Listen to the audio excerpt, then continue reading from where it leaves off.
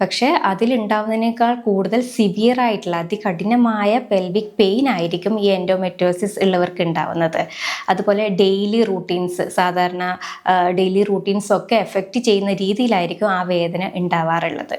അതുപോലെ തന്നെ അവർക്ക് എന്താ പറയുക, മൂത്രം ഒഴിക്കുന്നതിലുള്ള ബുദ്ധിമുട്ടുണ്ടാവാം, കോൺസ്റ്റിപ്പേഷൻ ഉണ്ടാവാം, വയറ്റിന്ന് ശരിയായ രീതിയിൽ പോകാൻ പറ്റാത്തൊരവസ്ഥ ഉണ്ടാവാം. പിന്നെ അതേപോലെ സെക്ഷൽ കോണ്ടാക്റ്റ് വളരെ പെയിൻഫുൾ ആയിട്ടുള്ളൊരു സിറ്റുവേഷനും കാണാറുണ്ട്.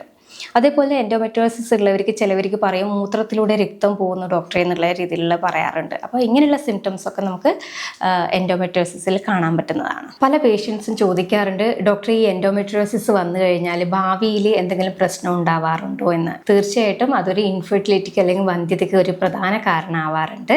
അതേപോലെ AMHൻ്റെ ആൻറ്റി മുള്ളേറിയൻ ഹോർമോൺസിൻ്റെ വാല്യൂ കുറയാനും അതിൻ്റെ ഡെവലപ്മെൻറ്റിനും അത് എഫക്റ്റ് ചെയ്യാറുണ്ട്. കൂടാതെ ട്യൂബൽ ബ്ലോക്ക് ഉണ്ടാവാനും ചോക്ലേറ്റ് സിസ്റ്റ് ഉണ്ടാവാനും പിന്നെ ഞാൻ നേരത്തെ പറഞ്ഞ പോലെ അഡ്ഹഷൻസ്, നമ്മുടെ അനാട്ടമിക്കലായിട്ടുള്ള സ്ട്രക്ചർ മെയിൻറ്റെയിൻ ചെയ്യാൻ പറ്റാത്തൊരവസ്ഥയും ഉണ്ടാവാറുണ്ട്. അപ്പോൾ ഇതൊക്കെ നമുക്ക് വന്ധ്യതയ്ക്ക് ഒരു പ്രധാന കാരണമായിട്ട് വരാറുണ്ട്.